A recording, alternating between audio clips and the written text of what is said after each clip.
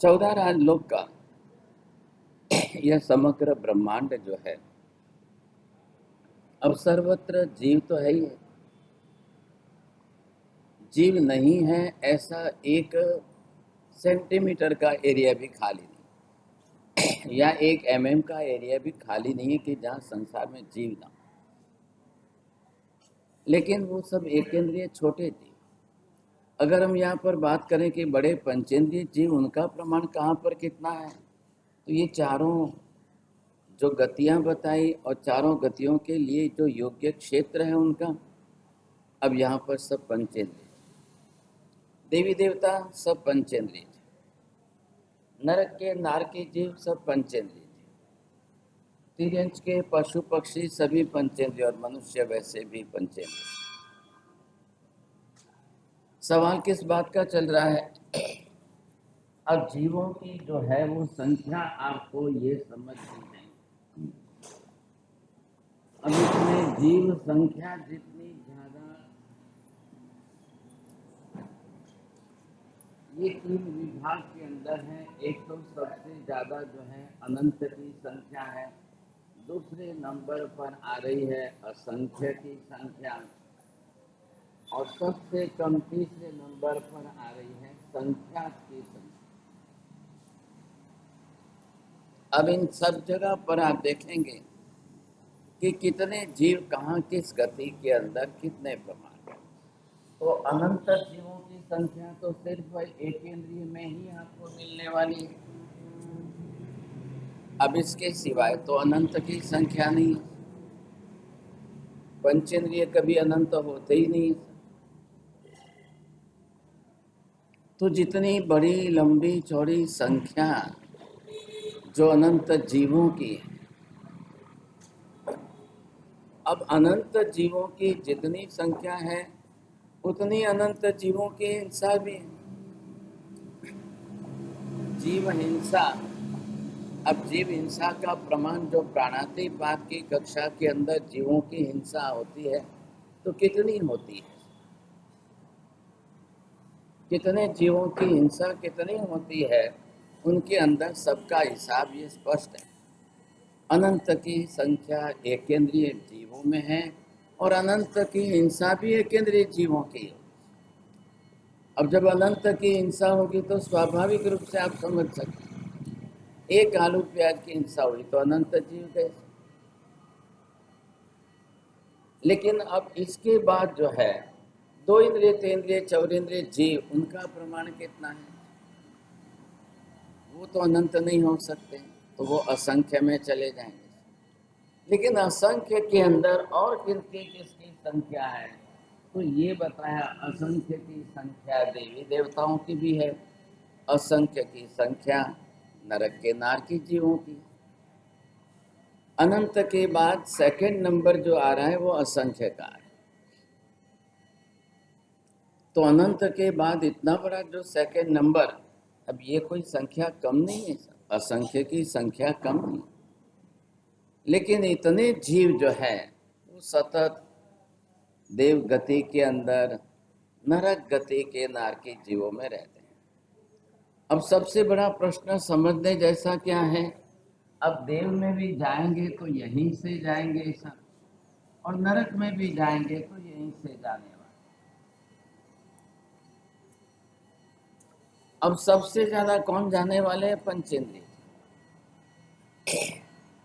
एक इंद्रिय 2 इंद्रिय 3 इंद्रिय को नरक में जाने का सवाल है। अब वो सब तिर्यंच गति के जीव रहना यहाँ पर है। नीचे नरक में जाओ तो एक मक्खी मच्छर भी नहीं, ऊपर आप स्वर्ग में देवलोक में चले जाओ तो एक मक्खी मच्छर वहां पर नहीं, चींटी मकोड़ा भी नहीं। एक इंद्रिय सूक्ष्म है तो वो सब जगह पर। अब चींटी मकोड़े स्वर्ग में देवलोक में जाए तो चींटी को तो शक्कर भी नहीं मिलेगी, शक्कर बनती तो यहाँ पर ही है। सिर्फ जगत के अंदर शक्कर मनुष्य ही खाता है, तिर्यन पशु पक्षी कभी नहीं खाता है। तिर्यन पक्षी पशु पक्षी नमक भी नहीं खाता है, मनुष्य ही खाता है। तो तिर्यन पशु पक्षी को तो न डायबिटीज होने का कारण है, न ब्लड प्रेशर होने का, दोनों ही नहीं रहेगा। हमको हमेशा चिंता बनी रहती है, नमक नहीं खाएंगे, नमक नहीं खाएंगे तो जिएंगे कैसे, नमक नहीं खाएंगे तो क्या हो जाएगा, अशक्ति आ जाएगी, रास्ते पर चलते गिर जाएंगे। आपने कभी देखा है हाथी घोड़ा ऊंट बैल बकरी को रास्ते पर गिरा है? कभी नहीं। हमारे जैसा ही उनका भी औदारिक शरीर है। घोड़े की ताकत कितनी है आप विचार कर लो, समझ। 10 मनुष्यों से भी ज्यादा ताकत घोड़े की है। 10 मनुष्य इकट्ठे होकर सामने आ जाए, मनुष्य को बोला जाए तो 2 बाल्टी उठाना उसके सिर पर आ जाएगा, घोड़े को बोला जाए तो पूरी गाड़ी खींच करके दौड़ते हुए ले जाता है। एक दिन भी कभी नमक शक्कर घोड़ा खाता नहीं है, घोड़ा कभी दूध पीता नहीं है, पनीर खाता नहीं है, और कोई ऐसी वस्तु घोड़े के लिए कुछ भी नहीं। सभी प्राणी है शाकाहारी, सभी प्राणियों को देखो, शुद्ध शाकाहारी, मांसाहार नहीं करते हुए भी शुद्ध शाकाहारी मांसाहारियों से 1000 गुनी शक्ति वाले।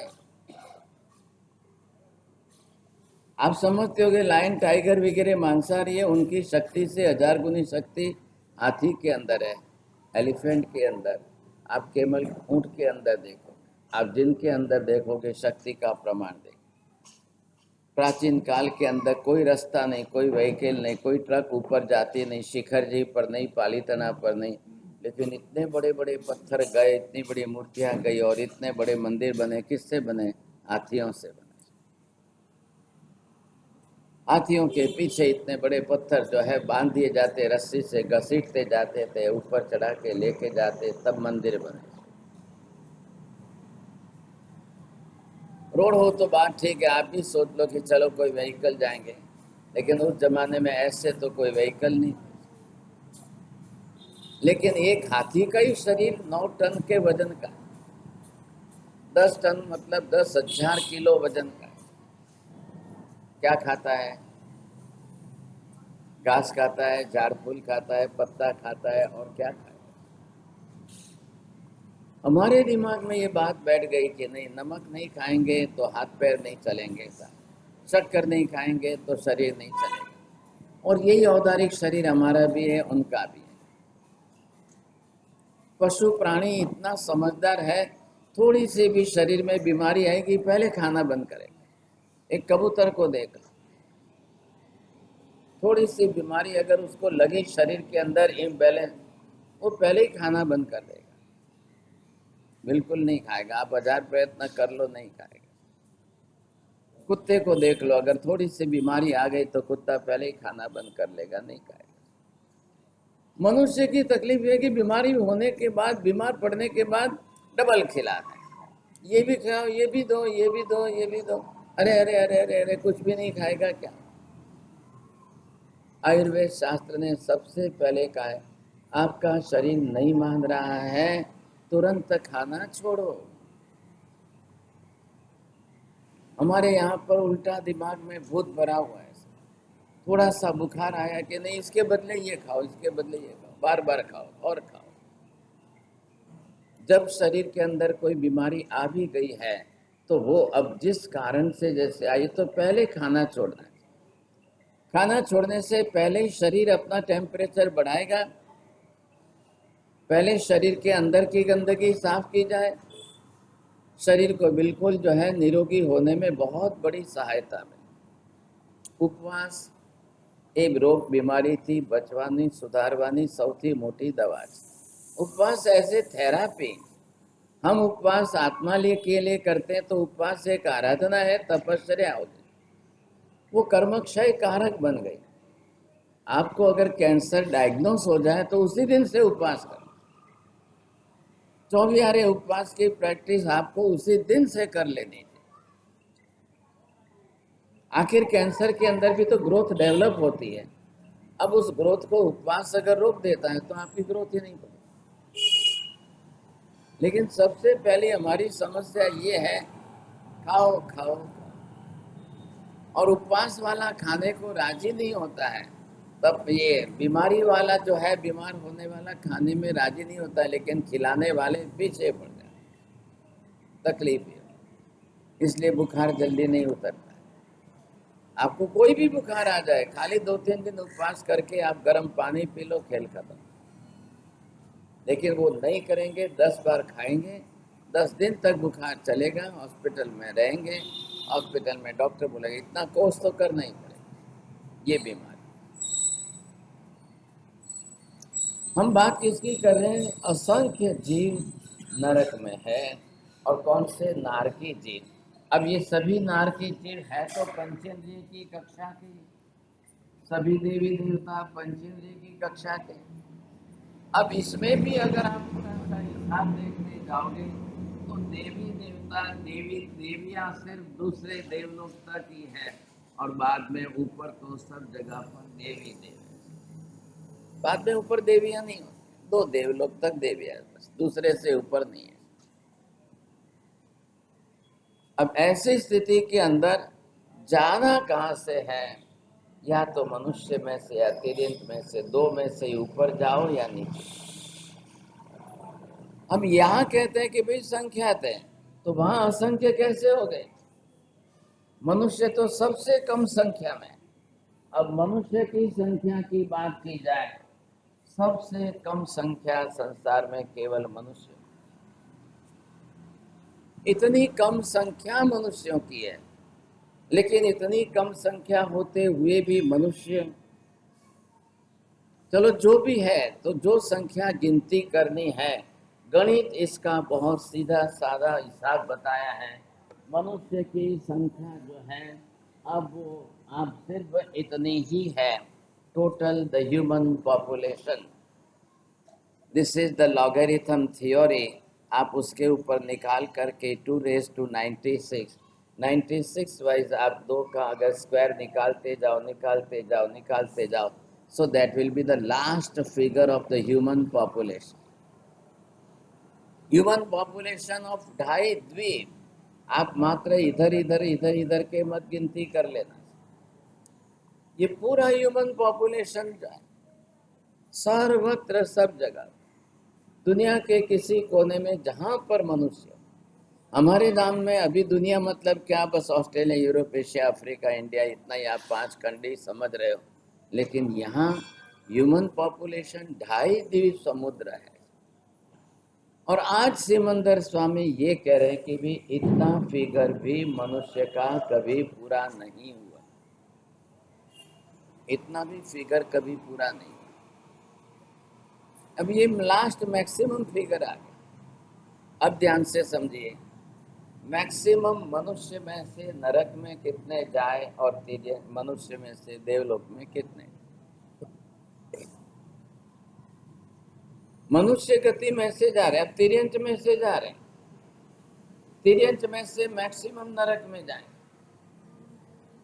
क्यों जाएंगे? तिर्यंत के अंदर शाकाहारी प्राणी तो गिनती के, मांसाहारी तिर्यंत ही जो है वो सबसे ज्यादा है, चाहे वो पशु में हो चाहे पक्षी में हो। कबूतर जो है शुद्ध शाकाहारी प्राणी है, लेकिन कौवा तो मांसाहारी है। कई प्राणी ऐसे, छिपकली दिन रात दीवार पर चलेगी, वो खाएगी कीड़े को, उसका खुराक आहार क्या है? सबसे बड़ा पाप कौन सा? प्राणातिपात का। और वो भी बड़ा क्यों, किस लिए? ऐसा पेट के लिए, जब भी भूख लगे और उसको प्राणी को मार के ही खाना पड़े। अब ये उसके लिए प्राणातिपात की हिंसा का पाप नहीं छोड़ सकता, इतना बड़ा पाप उसका, इतना बड़ा पाप। अब उसके पीछे उस जीव को जो है, तो मनुष्य के लिए तो मजबूरी नहीं है। हम ये कह सकते हैं लायन टाइगर के लिए मजबूरी है, लेकिन मनुष्य के लिए मांसाहार करना कोई मजबूरी नहीं है। लेकिन वो जितने प्रमाण में करेगा जस्ट टू सर्वाइव, अब उसको जीवित रहना है, वो हिंसा करेगा। अब नरक में कितने हैं? मनुष्य केवल संख्या, और संख्या से असंख्य गुनी संख्या नरक में नारकी जीवन। करना क्या, सोचिए सर। एक पाप का प्रमाण नक्की किया जाए, कितने प्रमाण में आपका पाप हो सकता है। अब चाहे जो भी करने वाले हो, अब यहाँ पर जिसके नाम की बात की जा रही है वो जो है ये क्षणिक की बात है।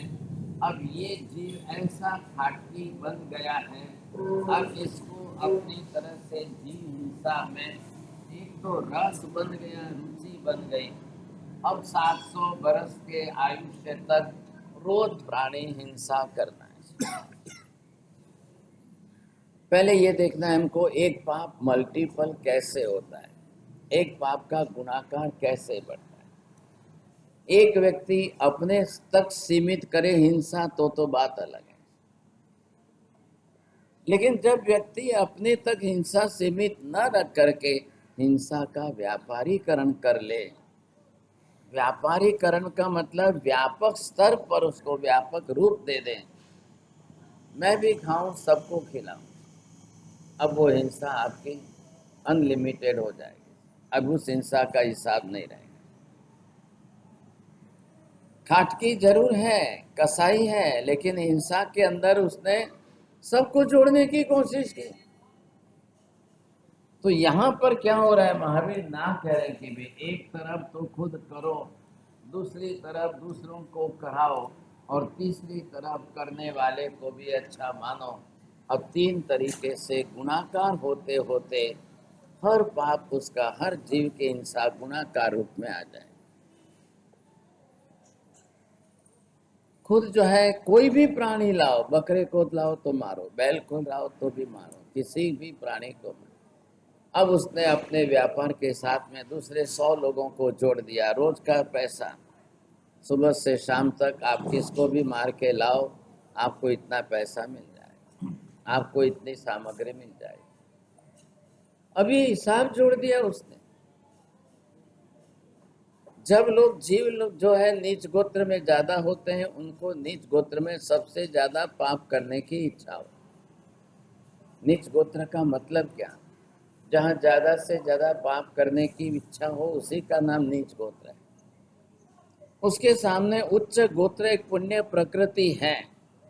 जब पाप करने की इच्छा न हो, जीवों को हिंसा करके मारने की इच्छा न हो, वैसा खाने की इच्छा न हो, उत्तम द्रव्य की इच्छा प्रबल हो, तब जाकर समझो उच्च गोत्र की कक्षा है।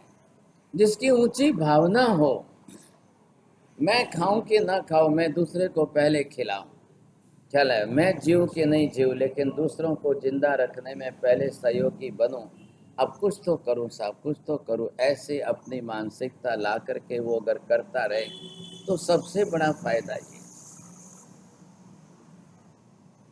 ऐसी स्थिति के अंदर उच्च गोत्र उपार्जन करना मतलब 50% पाप से तो वैसे ही बच जाओ, आप वैसे ही बच जाओ।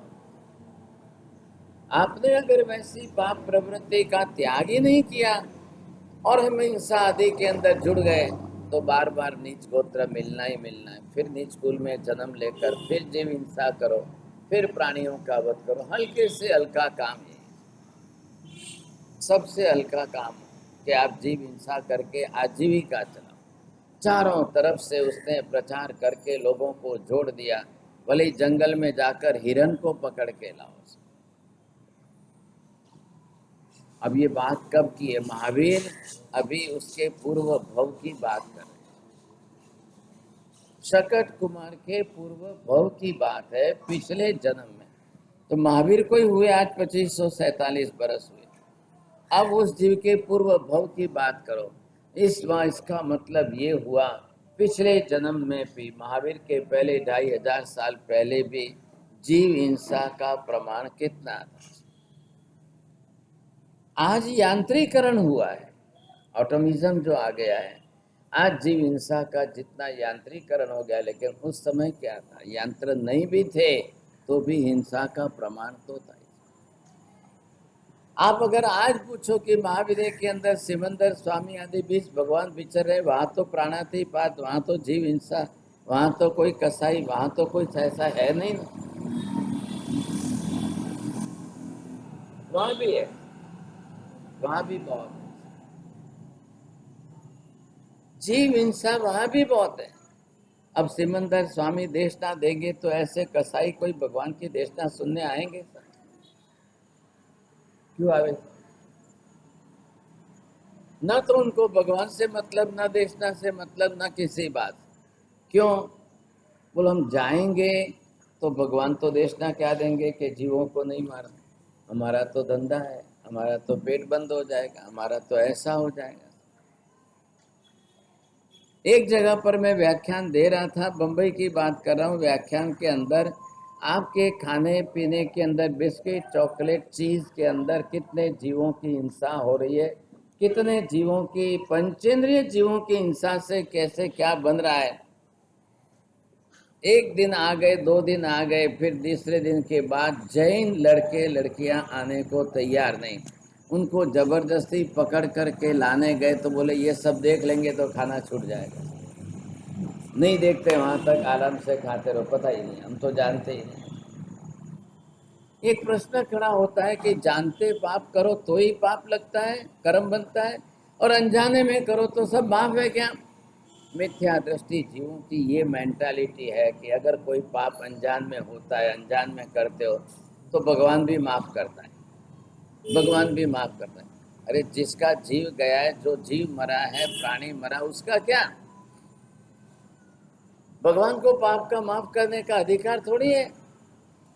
आप किसी जीव की हिंसा करो और बोलो भगवान माफ कर देगा। ये क्रिश्चियनिटी की थ्योरी है। The Christian people believe that आप बाहर दुनिया में कहीं कुछ भी करके आओ, but on the Sunday if you will come in the church, you will pray to the God will please ask all the sins. भगवान आपके सब पाप माफ कर, जा बेटा सब माफ कर दिया। इसलिए वो क्या कहते हैं, the God is the father, confession, God is the father and all you are all the children, and the children those who are coming for the confession. तो ऊपर वाला तो बाप है, भगवान है, वो तो माफ करेगा ही करेगा। लेकिन महावीर स्वामी इस बात को निषेध करते हैं। भगवान किसी के पाप माफ नहीं कर सकते हैं। सामने वाला का जीव गया, उसका, वो जीव मरा, उसका हिसाब कौन देगा? सामने वाला भी तो पंचेंद्रिय जीव है।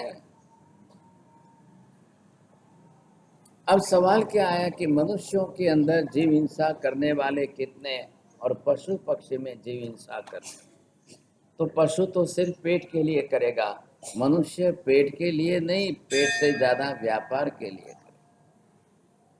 आज हर व्यक्ति को कहीं से भी कैसे भी पैसा कमाना है, वो पत्थर फोड़ के भी पैसा कमाए कि किसी जीव को मार के भी पैसा कमाए। तो मिथ्यात्व ने पहले आपके दरवाजे बंद कर दिए।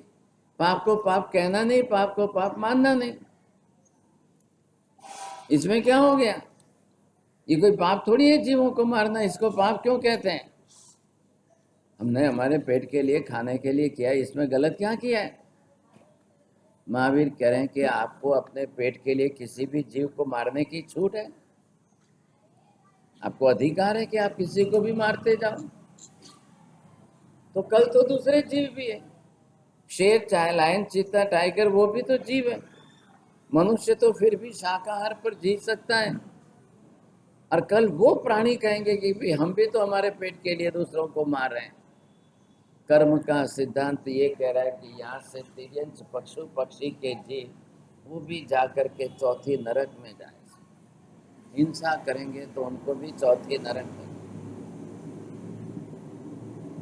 अब आप सोच लो, जो यहाँ पर अंक संख्या लिखी है, उस अंक संख्या के आधार पर इस खाटकी ने बकरा, बोकड़ा, रूज, वृषभ, बैल, ससला, सुकर, भुंड पशु जो है, सुअर है, और खास करके पशे जात के पशु है, सिंह है, हिरन है, मोर है, पाड़ा है, शत सहस्त्र है, या कोई पक्षी भी है, किसी को भी बाकी नहीं रखा। ये इसके नाम यहाँ पर लिखें। अब एक दिन के कितने जीवों को खुद मारता होगा? 100,000 लोगों को नौकरी देकर उनको पैसा दे रहा है, आप भी मार के लाओ। जितने जीवों को मार के ला रहा है, तो इतना रोज का मांस कितना हो रहा है, सोचिए।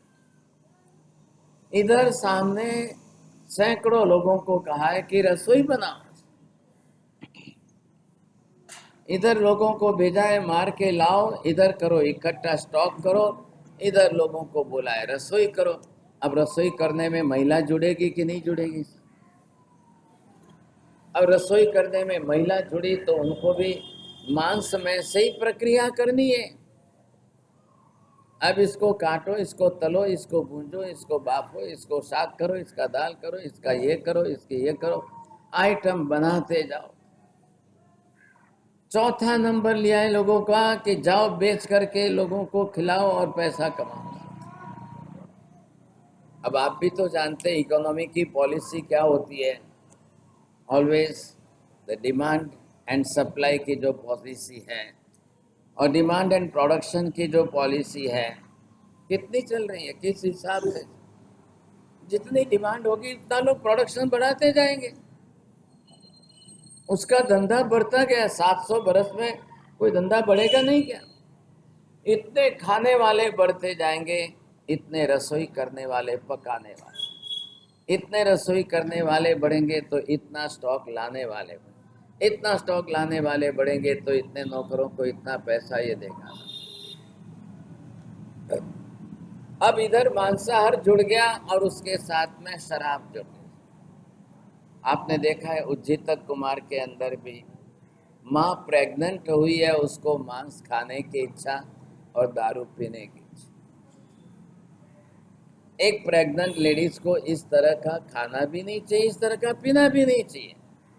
लेकिन सवाल किसका है? गर्भ में रहा हुआ बालक अपनी दोहले से डिमांड कर रहा है, उसको चाहिए, उसके लिए माँ को खाना पड़ रहा है। इधर ये व्यापार करते हुए इधर लोगों को खिला रहा है, ऐसा टेस्टी बनाओ, इतना टेस्टी बनाओ, ऐसा टेस्टी बनाओ। कहाँ जाओ? रास्ते पर जाओ, એટલે આજે જેને ઢાબા કહીએ છીએ તમે, और रास्ते पर जाकर खिलाओ। आप अहमदाबाद के हाईवे पर जाओ, चौरसिया करके जो है एक ऐसा समाज मुसलमानों का है, गुजरात से निकल करके वो चारों तरफ जो है हाईवे पर अपने ढाबा बना करके ब्लॉक कर देते हैं और चौरसिया नाम लिखकर लोगों को पता नहीं चलता। हिंदू ढाबा नाम के ढाबा रखते हैं, श्री कृष्ण ढाबा और श्री राम ढाबा, और खुद अंदर खाली है और कैसे भी मांसाहार लाकर लोगों को खिलाना, किसी भी तरीके से लोगों को आइटमें बना बना कर खिलाओ। आजकल निकला है अजीनोमोटो, अब ये घर में घुस गया है। अब ये चाइनीज मसाला है, अब घर में महिलाएं जो है नमक मिर्ची हल्दी तो भूल जाएंगे। अब अजीनोमोटो का ये मछलियों से बनने वाला मसाला, अब वो ला करके डालो तो उसका टेस्ट ऐसा आता है कि लोग खाते ही रहे, 4 बार खाते। और उसके रिएक्शन में ओबेसिटी, मोटापा और वजन बढ़ना और कोलेस्ट्रॉल इतना भारी हो रहा है कि जिसकी कोई सीमा नहीं। पूरा एक विष चक्र चल रहा है और किसी को पता नहीं। जितने चाइनीज फूड वाले हैं वो सब पहले इसी का उपयोग करें। અને હવે તો તમારે ત્યાં આગળ તમે કેટરિંગ રાખો તો કેટરર્સને ઓર્ડર આપો છો તો એ પણ એ જ કરવાનું છે। એને શું છે, એના વખાણ થાય, વાહ શું રસોઈ બનાવી, આજે તો શું બનાવ્યું છે, અને બૈરાઓ તૂટી પડે કે આ ખાઓ, આ ખાઓ, આ ખાઓ। अब परिणाम क्या आएगा सोचो सर। એ પૈસા કમાવીને જશે, રોગ બીમારીઓ તમને। કોઈ રસોયાને બીમારી થઈ સાંભળ્યું છે? કોઈ ઘાટી લોકોને બીમારીઓ થઈ, ડાયાબિટીસ થઈ સાંભળ્યું છે તમે? એ લોકોને પૂછ્યું મેં, તમે કેમ નથી ખાતા? મહારાજ અમે જ બનાવીએ છીએ, અમને ખબર છે કે શું, અમે રોટલી શાક દાલ ભાત ખાઈએ, બાકી આ બધું અમે ન ખાઈએ, અમને ખબર છે કે અમે શું બનાવ્યું। એ આ શેઠાણીઓને જ ખવડાવે। આ શેઠાણીઓ ભલે ખાય અને ફૂટબોલની જેમ ફૂલીને ચાલે। આ રસોઈના શબ્દો કહું, ખ્યાલ આવે? તમે ભલે હસો કાકા, પણ રસોઈયાઓ જે બોલે છે સમજ્યા કે? એ કે મરવા દો, એમને જ મરવા દો, અમારે કંઈ લેવા દેવા નથી, અમને તો સીધું થાય, પૈસા હાથમાં આપો, રવાના। દાનત એટલી ખરાબ છે કે વાત ના પૂછો। પરંતુ બેંગ્લોરની અંદર અમે એક ઠેકાણે ગયા તો ત્યાં આગળ અત્યારે આંબીલની હોળી આવશે, એટલે પહેલે 10 દિવસથી પહેલાથી જે છે બોર્ડ ઉપર નામ લખે રસોઈ કરવા માટે કયા દિવસે કોણ આવે।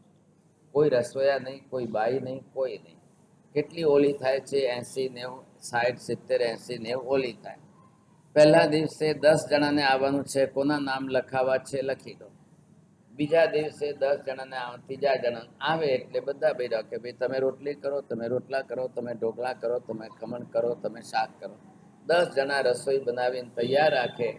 આંબીલ ચાલુ થાય, બધા આવીને આંબીલ કરીને જતા રહે. સમજાય? કંઈ કરતા કંઈ.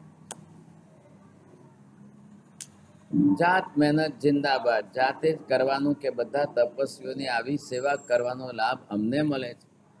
ऐसा तो 10 जगह पर चल रहा है. અહીંયા શું છે? અહીંયા ખાલી પૈસા લખાવો, બાકી તમારે કંઈ નહીં. આવીને ભાણે બેસીને જમીન જતા રહેવાનું, ખાલી પૈસા લખાવી દો, બીજું કંઈ નહીં. આ મુંબઈમાં અને બેંગ્લોરમાં આટલો ફરક અમે જોઈને આવ્યા છીએ. આજે પણ એ જ છે, ત્યાં સિસ્ટમ જ એ છે, કશું કંઈ નહીં.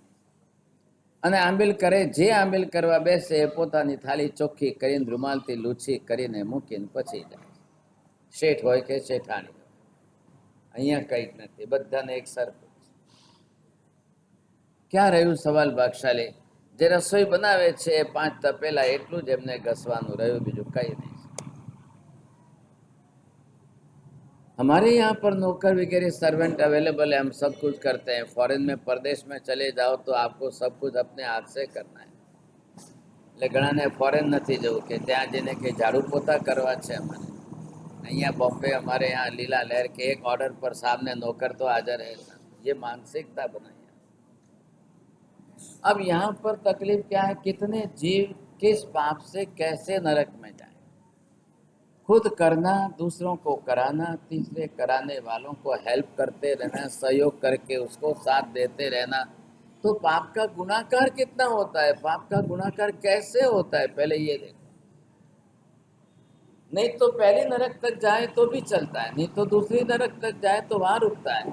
लेकिन जब आपका गुणाकार बढ़ गया तो पहली के बाद दूसरी, अब 2 नरक से आपका गुणाकार डबल हो गया तो तीसरी, और तीसरी नरक से गुणाकार 4 गुना बढ़ गया तो चौथी. अब एक एक नरक के बाद एक एक पाप का गुणाकार बढ़ता जाएगा तो आगे आगे की नरक भी आपकी बढ़ती. आखिर पाप बढ़ेगा तो नरक बढ़ेगी. नरक बढ़ना मतलब क्या है कि इधर पहली नरक में एक ही सागरोपम का आयुष्य है, दूसरे में जाओ तो सीधा 3 सागरोपम, तीसरी में जाओ तो 7 सागरोपम, चौथी नरक में जाओ तो सीधा 10 सागरोपम. 1 सागरोपम बरोबर असंख्य बरस. अब असंख्य का 10 बार गुणाकार कर लो साहब, चौथी नरक में इतना काल आपको बिताना पड़ेगा. ये हिसाब है. इसका क्या होवे? पहले ये देखो, ये खाट की कसाई है. अब ये चौथी नरक तक जा रहा है. 7 नहीं 10 सागरोपम का आयुष्य, और वो भी पाप का गुणाकार 700 बरस तक है. 1 વર્ષના દિવસ કેટલા થયા? 360 દિવસ. એટલે 700 ને 360 સાથે ગુણાકાર કરો. चलो आप बचपन के थोड़े दिन निकाल दो, समझे कि नहीं. अब 360 का 700 के साथ गुणाकार करो. अब वो एक दिन में अगर 100 प्राणी भी मारता हो तो 700 बरस के अंदर कितने प्राणी? खुद मारे, खुद खाए, खुद पिए, दूसरों को मारने के लिए भेजे, दूसरों को बनाने के लिए भेजे. अब हिसाब करो, एक व्यक्ति अपनी पाप प्रवृत्ति के कारण हजारों को लेकर नरक में जाएगा. सभी पाप के भागीदार बनेंगे. खुद करने वाला, कराने वाला, नौकर चाकर रखने वाला. अब पकड़ के लाओ, काट के लाओ, मांस करके लाओ, या फिर तुम डायरेक्ट वस्तु ही बना के लाओ. આજે પણ અહીંયા એક છે કે નહીં? તમને નાલા સોપરાથી રોજ કેટલા કે 500 કિલો ખાખરા લઈ જાય. હવે એ ખાખરા અહીંયા મલાડમાં આવે છે. ખાલી મલાડમાં રોજના એક દિવસના કેટલા કિલો ખાખરા વેચાય છે? કયા શેઠાણીઓ ઘરે હાથે બનાવે છે ખાખરા? મજા બનાવો ખાખરા હાથે. સામાયિકમાં આખો બોલજો. પહેલા તો સામાયિક તમે બનાવે છે કોઈ દાડો? એક ઈમાનદાર છે જો ચોખ્ખી ના પાડે છે, પણ ખાખરા ખાવ તો છો ને, તો બજારથી લાવીને ઊંઘ મેં બોલે રહ્યા કે જાગ. હવે એ નાલા સોપારામાં બનાવે કે જ્યાં બનાવે, હવે એમને ડાલડા જ વાપરી હોય, ઘી પણ એ જ લગાડ્યું હોય, એટલે એ ઘીમાં ડુક્કરની ચરબી જ હોય, હવે એ ખાનાર પણ પાપનો ભાગીદાર, બનાવનાર પણ પાપનો ભાગીદાર, બધા ભેગા ખરા કે આપણે કઈ લેવા દેવા મતલબ, મારા ખાવાથી મતલબ છે. અને પછી બૈરાઓ એક્સપર્ટ છે, પેલું લગાડીને મસાલો ને મરચું ને લાલ લાલ કરી નાખે, એટલે કોને ખબર પડવાની છે કે શું ખાય છે? આ મોટો જૈન કોનું નામ, શ્રાવક કોનું નામ? એક ચીજ મોઢામાં જાય એના પહેલા 1000 વિચાર કરી લે કે ભાઈ મેક્સિમમ હિંસાથી બન્યું છે કે મિનિમમ હિંસાથી બન્યું છે કે મીડિયમ કક્ષાની હિંસાથી બન્યું છે, પ્રમાણ કેટલું છે, હિંસાનું માપ એની પાછળ કેટલું છે. હિંસાજન્ય વસ્તુનો ત્યાગ કરશો તો હિંસાને પ્રોત્સાહન નહીં આપે. આ અનુમોદના કઈ રીતે થાય? તમે એક હિંસક વસ્તુ, હિંસાજન્ય, પ્રાણી હિંસાજન્ય વસ્તુ જો એનો ત્યાગ કરો તો બીજા જીવોને, બીજા લોકોને પ્રોત્સાહન નહીં મળે. તમે લો ખાખરા ખાઓ, કઈ વાંધો નહીં, બહારથી લાવો, એમને કહો કે ભાઈ ઘી વગર ના આપો, આમીનના લુખા ખાખરા, અમારે ઘી ચોપડેલા નથી જોઈતા. તો ચાલો કંઈક તો પહેલા પંચેન્દ્રિય જીવની હિંસાથી તો બચ્યા છે. ડુક્કર એટલે પંચેન્દ્રિય જીવ, પિગ ફેટ એ પંચેન્દ્રિય જીવનું પ્રોડક્ટ છે. હવે રહી વાત કે ભાઈ એમને ઘઉં વીણ્યા હતા કે ન વીણ્યા, તો તેન્દ્રિય જીવની હિંસા આવશે. હવે તેન્દ્રિય જીવની હિંસાથી બચવું કે ના બચવું? જૈન એનું નામ છે કે જૈન એટલે શું? નરકમાં ન જાય એ જૈન. ભૂલે ચૂકે નરકમાં ન જાય, કારણ ધર્મ એવો મળ્યો છે કે નરકમાં ન જાઓ એવો ધર્મ. હવે જૈન બનીને જો નરકમાં જાય તો એનો મતલબ એને એનો ધર્મ ચૂક્યો છે, ક્યાંક ધર્મ છોડી દીધો છે. હવે વિચાર કરજો, આ જીવ નરકમાં ગયો, પાપ પરિણતિ વાળો છે, 700 વર્ષનું અંદર પાપ કરવાના, કર્મ બાંધવાના, અને 10 સાગરો પણ સુધી જે છે આ નરકની અંદર જઈને, ચોથી નરકમાં જઈને આ પાપ કર્મનું ફલ ભોગવવાનું. હવે અહીંથી મરીને પાછો નીકળીને અહીંથી આવશે, આયુષ્ય પૂરું થશે એટલે આવવાનું ક્યાં છે ફરી? का मनुष्य में आवो नहीं, का तेरी गति में। अब ये मनुष्य में फिर वापस आकर के जन्म लेता है। अब इसका नाम शकट कुमार बनता है। अब ये मनुष्य के भाव में आया है शकट कुमार એટલે શું? શકટ એટલે સંસ્કૃત ભાષાની અંદર બળદગાડું કહેવાય, बैलगाड़ी। अब जिस माँ के गर्भ में आया है वो स्त्री ऐसी है कि जिसके जन्म होते बालक मरते थे, 1 बार 2 बार 3 बार 4 बार। मिस कैरेज तो किसको बोलते हैं कि टाइम पूरा होने के पहले 2-4 महीने में मर जाए, लेकिन ये तो जन्म होने के बाद मर रहे हैं, जन्मता ही मरने वाले हैं। अब जन्म होने के बाद मरे, ऐसे होने का कारण क्या है? अब कर्म शास्त्र में तो सब बात का विचार किया गया, बहुत अच्छी तरह से विस्तार से विचार किया। क्यों मरा भाई? आखिर माँ ने तो 9.5 महीने का दुख तो देखा ही, फिर प्रसव की पीड़ा देखी, अब उसका बालक जन्म होते ही मर जाए। 1 बार मरा, दूसरा बार मरा, तीसरी बार मरा, चौथी बार मरा। ऐसी स्थिति में अंधश्रद्धा से ब्लाइंड फेथ सिखा करके लोगों ने सुभद्रा को बताया कि भाई हवे तारू बालक मरे तो बળદગાડા नीचे मूकी देजे, बची जाए तो नसीब, न बचे तो ठीक।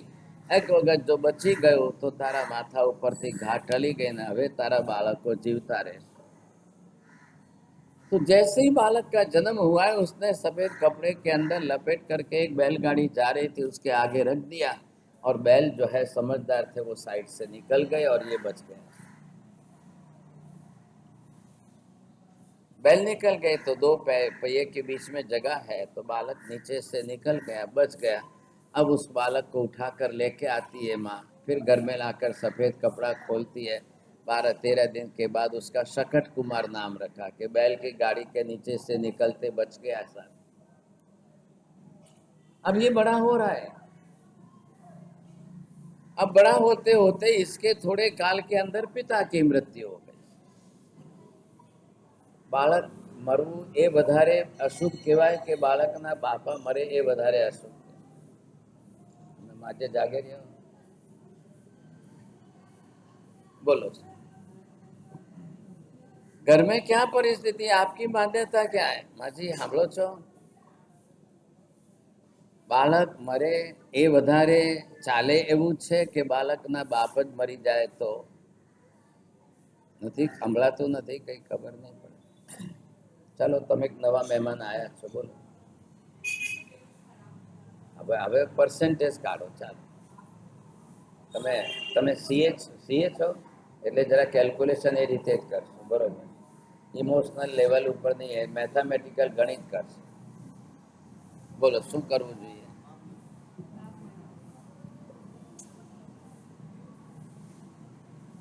अब बालक का मरना, भाई साहब, बालक कल दूसरा भी हो जाएगा, पर बाप मर जाएगा तो હવે તમારા સીએમાં ના આવે, સ્ટેટિક્સમાં એવો ફિગર જ નહીં આવે.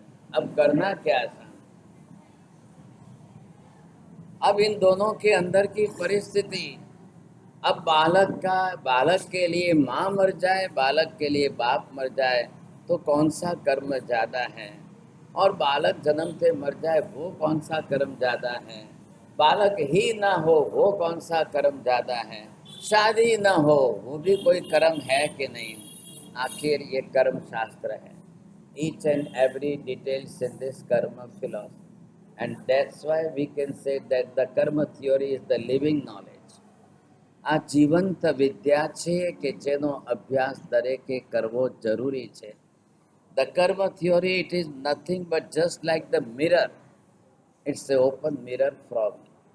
आप जैसे मिरर में जाकर दर्पण में अपना चेहरा देखते हो, वैसे इस कर्म के मिरर में जाकर अपना past and future you can see simultaneous. आप अपना भूतकाल देख सकते हो, आप अपना भविष्य काल देख सकते हो. મારા લગ્ન કેમ નથી થતા એનું કારણ અંતરાય કર્મમાં છે. લગ્ન થયા તો કે 10 વર્ષ થયા, બાળક કેમ નથી થતું તો એનું પાછળ અંતરાય કર્મ કઈ રીતે કામ કરે છે. क्या अगर लाभांतराय कर्म છે, क्या दानांतराय कर्म છે, क्या ભોગાંતરાય કર્મ છે, क्या ઉપભોગાંતરાય કર્મ છે, क्या વીર્યાંતરાય કર્મ છે. આ બધા कर्मों कारणीभूत निमित्त છે. ख्याल है? अब कौन सा कर्म किसके साथ जुड़ा हुआ है, किस प्रकार से जुड़ा, लेकिन कर्म आया कहाँ से? बिना पाप किए कोई कर्म बनता नहीं. आप पाप करेंगे तो ही कर्म, बिना पाप किए तो कर्म नहीं बनता. आज आपने किसके जीवन में कितना विघ्न संकट डाला है, खड़ा किया है, तब आपने अंतराय कर्म उपार्जन किया है, तभी वो कर्म आपके सामने आया है, नहीं तो नहीं आया. બાપનું કર્મ બેટાને ઉદયમાં નથી આવતું, બેટાનું કર્મ બાપને ઉદયમાં નથી આવતું, પતિનું કર્મ પત્નીને ઉદયમાં નથી આવતું, પત્નીનું કર્મ પતિને નથી આવતું. आप जुड़े हो सिर्फ संबंधों से जुड़े हो. ये आपके संबंध हैं जो आपको जोड़ रहे हैं, बाकी सभी आत्मा स्वतंत्र है. हर जीव अपने आप में स्वतंत्र है. अब पहले इसको समझने की कोशिश. स्वतंत्र जीव है, उसके कर्म स्वतंत्र है. बाप के कर्म बाप लेके आया, बेटे के कर्म बेटा लेके आया, पत्नी के कर्म पत्नी लेकर आई है, पति के कर्म पति लेकर. सबका अपना अपना कर्म स्वतंत्र है, अपना अपना कर्म सब अलग अलग लेकर के. क्या कराना है भाई साहब? माँ नरक में नहीं जाती है और बेटा नरक में जा रहा है. बाप कहाँ गया पता नहीं है, लेकिन बेटा नरक में जा रहा है, ये बात है. अब यहाँ से नरक निकल करके कोई वापिस मनुष्य गति में आ जाए, ये कैसे हो? मनुष्य में से निकल करके फिर वापिस नरक में जाना तो बहुत आसान है, लेकिन नरक में से निकलकर सीधे मनुष्य में आना इज नेक्स्ट टू इम्पॉसिबल. क्या लाएगा? लेकिन फिर भी हो रहा है, फिर भी हो रहा है. કેટલીક વખત પાપ ભોગવવા પણ મનુષ્ય ગતિમાં આવવું પડે અને કેટલીક વખત પુણ્ય ભોગવવા પણ મનુષ્યમાં આવવું પડે. બધા જ જીવો માટે મનુષ્યનો ભવ સારો છે એમ નહીં સમજતા. આ કસાઈઓના માટે, વેશ્યાઓના માટે મનુષ્યનો ભવ એમને તો પાપ કરવાનો ભવ છે. अब वेश्या क्या पाप का पुण्य क्या करेगी? कसाई क्या पुण्य करेगा? शराबी आदमी पुण्य क्या करेगा? ઘણા લોકો આજે દારૂ બનાવવાની ભઠ્ઠીઓ નાખે છે. ખ્યાલ આવે કે હવે એના ધંધા કરી દે છે. આજની તારીખમાં ભાગશાલી તમે હિસાબ કરો, દુનિયામાં દૂધ વધારે પીવાય છે કે દારૂ વધારે પીવાય? કરો હિસાબ કરો, કરો કાલે હોમવર્ક કરીને કહેજો. સ્ટેટિકલી બધા ફિગર કાઢો. આખી દુનિયામાં પર ડેનું દૂધનું પ્રોડક્શન કેટલું છે ને આખી દુનિયામાં પર ડેનું દારૂનું प्रोडक्शन है. ये ईस्ट इंडिया कंपनी यहाँ पर ये अल्कोहल शराब वगैरह लेकर आई और यहाँ बनाना शुरू किया. चाय भी ईस्ट इंडिया कंपनी लेकर आई. ख्याल आया? 18वीं शताब्दी की बात है. 190 बरस तक हिंदुस्तान के अंदर इस लोगों ने राज किया. हमारे देश की चाय प्रोडक्शन नहीं है, हमारे देश की चाय है ही नहीं. ये लेके आए. लाल मिर्ची हमारी नहीं है, हमारे देश की नहीं है, हमारे देश की काली मिर्च. पोर्टुगीज लोग जो है वो लेकर आए और काली मिर्ची लेके गए, लाल मिर्ची छोड़ के. હવે આજે બધાના મગજમાં ભૂત આવી ગયું છે, લાલ મરચું લાલ મરચું લાલ. હવે કોઈને એકને કહો કે તમે લાલ મરચું બંધ કરીને કાલું મરચું ચાલુ કરો તો પણ નહીં માને. કરશો? આજો નમોરિયંત આનંદારના તમે કરશો? તમે तो सीए रसोई ना बनाओ, कहीं नहीं समझा. अब ये सोच लो आप क्या परिस्थिति आए. और अब समझ में भी आ गया कि लाल मिर्ची से एसिडिटी बढ़ने ही वाली है. काली मिर्ची तमना डाइजेशन વધારનાર છે. खाली आप काली मिर्च डाल करके शाक सब्जी खाओ, आपको जिंदगी में हार्ट अटैक कभी नहीं आएगा. ख्याल है? कभी लाइफ में हार्ट अटैक नहीं आएगा. डाइजेशन आपका प्रॉपर सही ढंग से होगा, पाचन अच्छी तरह से व्यवस्थित होना चाहिए. अगर किसी की एसिडिक कंडीशन है तो उसको कैसे चेंज करके खाना. वापसी लगो. रोज दूध में अगर 2-4 काली मरच जागे माटे, दूध में अगर 2-4 काली मरच रोज खाओ तो जॉइंट्स और कमर का पैरों का दर्द ही नहीं, बीमारी ही नहीं. अब माजी जगाड़ो पहले, बड़ा पड़से जो पाचन. अब ऐसी स्थिति के अंदर जो है आप जिस तरह से, लेकिन ये सोचना समझ के आना चाहिए. एक काली में छोटी सी लगती है लेकिन 100 रोग की दवाई है. 100 रोग की दवाई. जो काली मिर्ची में गुण है वो लाल मिर्ची में नहीं है. ये पहले समझ लें. सबसे बढ़िया अच्छा फायदा. और ग्रीन मिर्ची में भी नहीं है. पाछो ग्रीन ज सुकाईने लाल बने छे, तो काली एटले काली ज रहे. हाँ, ये हवे तमे पूछो तुम्हारे भाई ने. अब विचार कर लो आप, काली मिर्च के इतने गुण, बहुत अच्छे गुण, सबके लिए फायदेकारक, सबके. और हिंदुस्तान में बरसों से पहले यही चल रही. कभी लाल मिर्ची का कोई, आप पूरा ही जो है ग्रंथ उठाकर देख लो. अष्टांग हृदयम ग्रंथ का नाम है, वाग्भट्ट ऋषि का लिखा हुआ. लाल मरचा नो कोई नाम नहीं लेता, लेकिन काला मरीना नाम 1000 ठेकाणे दवा बीमारी. એટલા માટે આંબીલમાં તમને કાલા મરીની છૂટ છે, પણ લાલ મરચું આંબીલમાં ન અડાય. હવે બહેરાઓ કહે છે કે લાલ મરચું નાખવાની છૂટ આપો તો હું ઓલી કરું. અરે બાપા, એના કરતા ન કરો તો સારું. શું ફાયદો છે? अब बिना अक्ल का चलेगा, बिना अक्ल. जो फायदाकारक चीज है वो जा रही है, नुकसानकारक चीज आ रही है. आपकी अगर एसिडिटी बढ़ेगी तो ये एसिडिटी आपकी ले जाएगी आपको कैंसर तक ले जाएगी. गैस वायु बढ़ेगा तो वो आपको हार्ट अटैक तक ले जाएगा. कफ शरीर में ज़्यादा बढ़ेगा तो वो आपको जो है कोरोना तक ले जाएगा, अस्थमा तक ले जाएगा. एक एक फैमिलियर अलग है, एक एक लाइफ ब्रांचेस है. इस ब्रांच में, इस ब्रांच में, इस ब्रांच में आप किस दिशा में जा रहे हो वैसा. क्योंकि वात पित्त और कफ 3 की ब्रांच, शरीर के अंदर 3 का ही नियंत्रण आपको करना है. એટલે મેથી અજમો ને હિંગથી તમારું જે છે વાયુનું કંટ્રોલ થઈ જાય. જીરું અને વરિયાળીથી વાયુનું કંટ્રોલ થઈ જાય.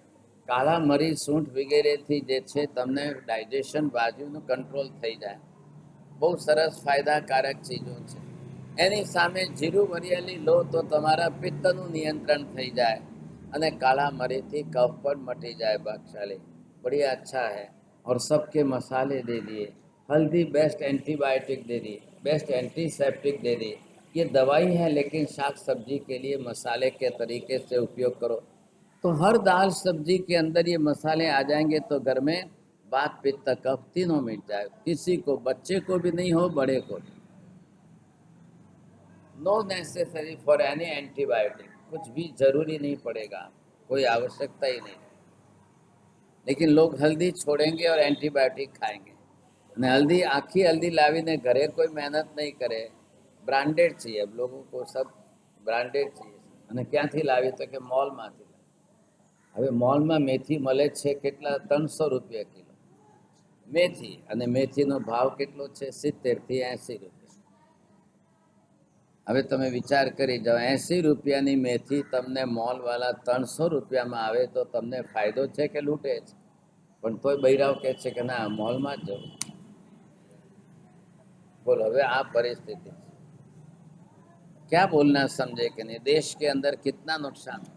चलो, अब ये जीव जो है नरक में से फिर निकल करके यहाँ, नरक में से निकल करके आया। अब इसका नाम शकट कुमार रखा। इधर बड़ा होते बाप की मृत्यु हो गई। હવે છોકરાને કોણ કંટ્રોલ કરે, કામે કોણ લગાડે? जिसके घर में बाप चला गया, उस घर के अंदर बच्चों के सबसे बड़ी समस्या क्या होगी? और थोड़ा सा बड़ा हुआ कि 10-15 बरस की उम्र तक माँ चली गई। હવે શું થયું? એકનો એક છોકરો 10-15 વર્ષની ઉંમરનો હવે કોના સંગતમાં આવશે એના ઉપર આધાર છે। કોની संगतમાં આવશે? पूर्व कर्म तो आप लेके आ रहे हो, लेकिन वर्तमान भाव में या तो धर्म आपके कर्म के संस्कार को दबा दे तो जीवन बन जाए, नहीं मिला धर्म तो पूर्व कर्म उछल करके आपका जीवन बर्बाद कर। 20 વર્ષની ઉંમરનો થયો ત્યાં ખોટા રસ્તે જઈને વેશ્યાવાળે ચડી ગયો। पाप प्रभु परिणति लेकर के आ रहा है, बस खाली पाप बदल रहा है। पिछले जन्म में प्राणातिपात, अब इस जन्म के अंदर चौथे मैथुन का सेवन। अब वेश्याओं के चक्कर में फंस गया तो वहां तो पैसा रोज चाहिए। अब पैसा रोज चाहिए तो चोरी करो। अब दूसरा क्या है? एक पाप बीजा पाप ने शिखवाड़े छे, बीजू पाप तीजा पाप ने शिखवाड़े छे। अब एक पाप दूसरे पाप को, दूसरा पाप तीसरे पाप को, ऐसे ही चक्कर चलता रहेगा। कब आप किस पाप में चढ़े थे? क्यारे कया पापना संस्कार વધ્યા था? કયું પાપ કરવાની આદત વધી? હવે આ છોકરો નિયંત્રણ વગરનો થઈ ગયો છે, કંટ્રોલ વગરનો। કોઈ એને કહેનાર નથી, કોઈ એને વાળનાર નથી, કોઈ ટોકનાર નથી, કોઈ પણ સમજાવનાર। તમને કોઈ શિખામણ આપે ગમે ખરું કે નહીં? તમારું પુણ્ય હશે તો તમને કોઈ શિખામણ આપનાર મળશે। તમારું પુણ્ય પ્લસ પોઈન્ટમાં હશે તો તમને કોઈ ગલત રસ્તે જતા અટકાવનાર મળશે। आपको कोई कहने वाला तो मिलेगा कम से कम। कौन होगा? आपका हितेच्छु होगा तो ही आपको कहेगा, बाकी कोई किसी को कहने के लिए कोई सोचता नहीं। कौन कहेगा? आप रास्ते चलते किसको सलाह देते हो? अनजान लोग किसी को जाके कुछ कहते हो? आप ट्रेन में हजारों लोग आते जाते मिलते, आप कौन किसको कुछ कहने के लिए तैयार है? અને કહેવા જાઓ તો તમારું કોણ સાંભળવા કોણ તૈયાર છે? आज तो ये भी समस्या है। आज भी लोग रास्ते में दिन दहाड़े पाप कर रहे हैं, न करने के सब पाप कर रहे हैं। कैसे कैसे पाप कर रहे हैं? कौन उनको कहने वाला है, कौन टोकने वाला है, कौन रोकने वाला है? તમારું પુણ્યોદય સમજો કે તમને પાપ કરતા કોઈ અટકાવનાર મળે છે, એ તમારું પુણ્યોદય છે, પ્લસ પોઈન્ટ સારું છે। અને માથે દરેક માણસે નિરંકુશ નહીં થવું, આપણા માથે કોઈ વડીલને રાખવા। દરેકે પોતાના માથે કોઈ વડીલને રાખવા। હું ક્યારે પણ ઉચ્છૃંખલ ના થઈ જાઉં। भागशाली शास्त्रकार नीतिकार कहते हैं, स्वतंत्रता अच्छी है, स्वच्छंदता खराब है। स्वतंत्रता तो फिर भी आपके लिए काम की है, स्वच्छंदता ये तो बहुत खराब है। और लोग आज स्वतंत्रता के नाम पर स्वच्छंदता का दुरुपयोग कर रहे हैं। और घर में अगर बालक करने लग जाए, घर के लोग करने लग जाए, तो परिणाम क्या है? ये कभी मत सोचो, हमेशा समझो कि हमारे ऊपर किसी का नियंत्रण रहे, ये फायदे में। एक हाथी के ऊपर भी एक अंकुश रखने के लिए महावत होता है, वो हाथी को भी कंट्रोल कर सकता। मनुष्य तो इतना छोटा प्राणी है, हाथी के ऊपर जाके बैठे तो वो कितना छोटा दिखाई देता है, लेकिन हाथी मदमस्त होकर के बिल्कुल आउट ऑफ कंट्रोल हो जाए तो मनुष्य उस पर नियंत्रण कर सकता है। એટલે આપણા માથે કોઈ વડીલ હોય, એ આપણી છત્ર છાયા આપણામાં ઉપર હોય, એ સૌથી મોટું પુણ્ય છે. કોઈ આપણને ગલત રસ્તે જતા અટકાવનાર હોય, એ આપણું પુણ્ય છે. ખોટા રસ્તે જતા અટકાવનાર હોય, એ પુણ્ય છે. પણ જ્યારે તમારું પાપ કર્મનો ઉદય પ્રબલ બને છે, વધારે ભારે બને છે, મોહનીય કર્મ કસાય વૃત્તિમાં વધુ તીવ્ર બને છે, ત્યારે તમને કોઈ કહેનાર ગમતું નથી. કોઈ કહેનાર તમને ગમતા નથી. કોઈ તમને બે શબ્દ કહે એ તમને પસંદ નથી. આ મોટી તકલીફ છે. હવે શું કરો તમે? તમને ગમતા જ ન હોય, वडील જ નથી ગમતા. आज तो शादी करने के पहले, सगाई के पहले पूछते हैं घर में डोसा डोसी છે? બોલો હવે શું કરું? આવનારીને એ અત્યારથી પહેલાથી એને ડોસા ડોસી ભારૂપ લાગે છે. पहले जमाना ये था कि ना ना गमे એટલા वडील હશે तो हमें सेवा करशो सब. पहले सेवा की बुद्धि थी, और ये बुजुर्ग लोग हमारे जो है, તમે મારી સેવા કરીને આયા કે નહીં? हाँ, तो તમે સેવા કરીને આયા છો. लेकिन આજે જઈને હવે તમે પૂછો તો સામે કે બાપા કોઈ નથી ને ઘરમાં, કોઈ નથી ને તો આપણે લગ્ન કરવા તૈયાર. क्या बात है, ये क्या बात? और वो भी कहाँ सुखी हुए, जा करके वो भी कोई सुखी नहीं. ऐसी स्थिति के अंदर अब ये इसका क्या होगा सोचो. 20 बरस, 25 बरस, 30 बरस, 35 बरस, 40 बरस, न शादी, न व्यवहार, न संसार, न संबंध, न कुछ नहीं, और केवल उछृंखल के रूप में वेश्यागमन के अंदर चोरी करके लाओ, पैसा ला करके वेश्या के यहाँ जा करके पैसा खर्च करो, और जिसमें क्षणिक सुख माना है वो अपनी इच्छा पूरी करो. નથી કોઈ ઘર, નથી કોઈ બાર, નથી ખાવાના ઠેકાણા, નથી પીવાના ઠેકાણા, નથી રહેવાના ठेकाना. अंतराय कर्म आता है तब क्या हालत करता है? गरीबी जैसी दारिद्र्यता की हालत करता है. अब मनुष्य पाप करेगा, पाप छोड़ेगा, पाप बढ़ाएगा, पाप विस्तारेगा, अपना जीवन कैसा करेगा आप समझ लो.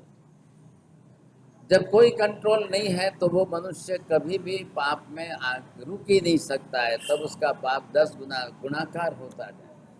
अब ये बढ़ने ही वाला. अब जब पाप का गुणाकार होगा तो कर्म का गुणाकार होगा कि नहीं होगा? जब पाप बढ़ेगा तो कर्म बढ़ेगा. पाप तो बाहर प्रवृत्तिમાં છે, कर्म तो आत्माની સાથે लागेली प्रकृतिમાં છે. पाप आपके साथ नहीं जाएगा, कर्म आपके साथ. પાપમાં ને કર્મમાં આટલો ફરક છે. એટલે કર્મ હવે સાથે આવશે, जन्मों जन्मना कर्म साथे आवशे, भवो भवना कर्म आवशे. आज आपको लग रहा है सब कुछ अच्छा है, सब कुछ अच्छा है, लेकिन किस बात की कमी है ऐसा? आज ये समस्या सामने है.